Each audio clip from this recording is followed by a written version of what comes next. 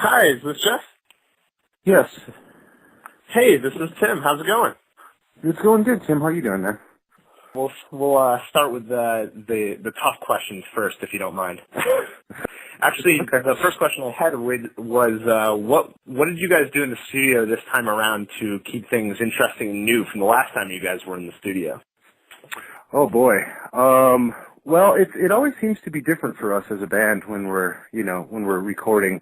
It was really odd this time around because we recorded all the drums in Seattle and got all that done, got like the foundation of the record done in Seattle. And then we moved everything to a house in North Carolina. And that's basically kind of closer to where Peter Witcher's, Soilworks guitar player / our producer lives.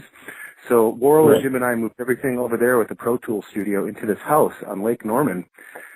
And basically just rented this house for like a month. And it was just us four guys in there finishing up the record. So it was kind of a weird experience. It was like we wanted to get away from Seattle just because it was probably a smart thing to do, seeing as though we have, so many friends here. And sometimes when friends are bothering you during the recording process, it can get kind of weird, So we kind of wanted to find a house or an isolated spot where we could totally focus on the record. So that's what we basically did.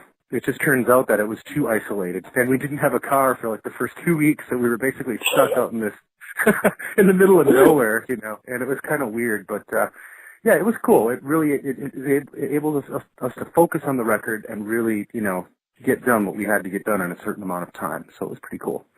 I noticed there's a lot of like really neat melodic tricks on this album, especially the guitar parts.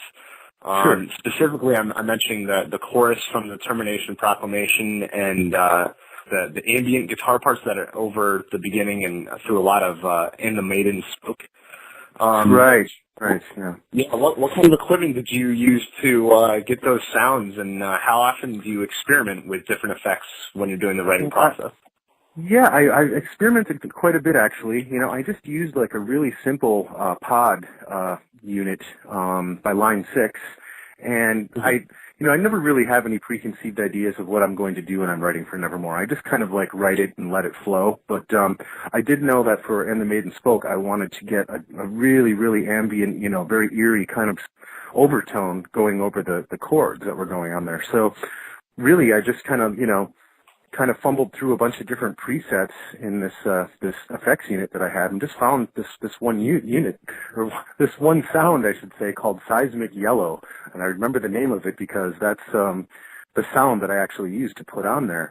But really, it's just a bunch of researching and just like looking into the actual guitar effects that I do have, and just taking the time to really, find something that pleases my ear, so to speak, and I think Peter had a lot to do with that too. Our producer, he really helped me out with a lot of cool different tones and lots of cool different like guitar overdub parts that you wouldn't really notice if they weren't there, but you would notice if they were actually taken out. You know what I'm saying? But it's just a matter of experimentation and just really just getting in there and going for it.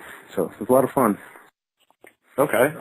Well, in that case, if you had a chance to record in a zero-gravity room, would you do it? And how heavy do you think it'd be without any weight in the room?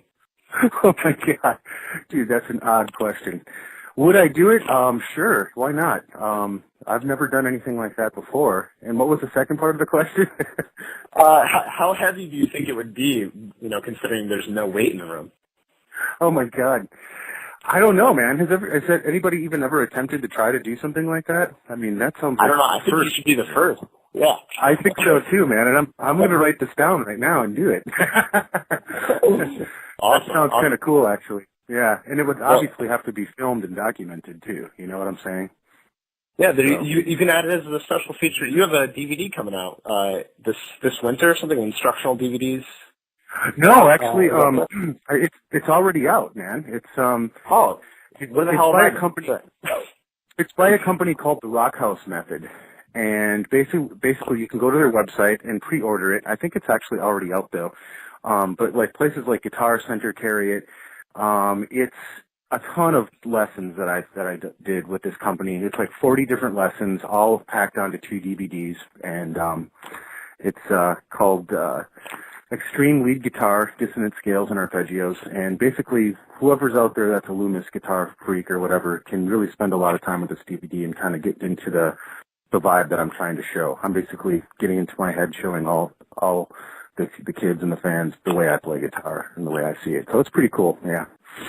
Oh, and it's only like cool. 20, if you do like a special edition, you'll have to add the Zero Gravity stuff onto that.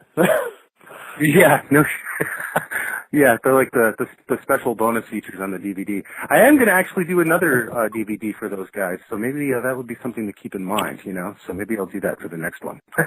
Oh, is the theme already set for this new DVD, or? Say again. I'm sorry. Is there already like a set idea for what the next DVD is going to be, or do you have something? Well, the first one really focused more on lead guitar playing. And the second one that I do is going to focus more on rhythm guitar playing. Yeah, basically the first one just goes over a ton of different lead styles that I do. And the second one will be more of like rhythm work that I've done with Nevermore and stuff like that, focusing on that. So, what kind of music are you listening to right now? Anything in particular? Oh man, I try to keep a very, very open mind when it comes to listening to music. You know, I don't listen to just metal, which a lot of people think I do, but I'm definitely very much into listening to classical music, jazz, and I basically grew up listening to 70s music, you know, obviously because I'm a 70s kid, but my dad got me into a lot of bands like Queen, Fleetwood Mac, the Doobie Brothers, God, who else? Jeff Beck, stuff like that, you know. Of course, and I grew up on listening to players like Eddie Van Halen and Randy Rhoads, Marty Friedman and Jason Becker, you know, all the 80s shred guitar players and stuff like that. So definitely just keep a wide range of what I listen to, just to keep an open mind and to really keep things fresh, you know.